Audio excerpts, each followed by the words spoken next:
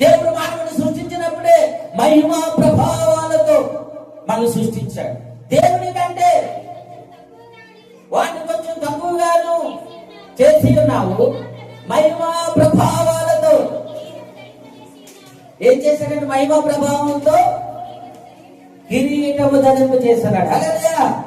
మహిమ ప్రభావం అనే కిరీటము దేవుడు ఆదాముకు దయచేశాడు, ధరింపజేశాడు, అమ్మకు ధరింపజేశాడు. ప్రియమైన దేవుడు వెళ్ళారా, ఆ మహిమ ఆ ప్రభావము కలిగిన కిరీటము ఆదాము అవ్వ కోల్పోయాడు. దేవుడు ఒకే ఒక ఆజ్ఞ ఇచ్చాడు. ఆ ఆజ్ఞను అతిక్రమించడం వల్ల ఏమైపోయాడమ్మా, చాలా మంది మానవులు దేవుడు ఆజ్ఞను అతిక్రమిస్తున్నారు. దేవుని ఆజ్ఞను అతిక్రమిస్తే ఏం జరుగుతుందో తెలుసా? మహిమ పోతుంది, ప్రభావాలు పోతాయి, ఉట్టు వాళ్ళుగా ఉండిపోతాం, మట్టి వాళ్ళగా ఉండిపోతాం. మట్టి వాళ్ళమే, మట్టి మనుషులమే, మట్టితో మనం చేశాడు, మట్టి బొమ్మలతో బొమ్మలే చేశాడు, మట్టి బొమ్మ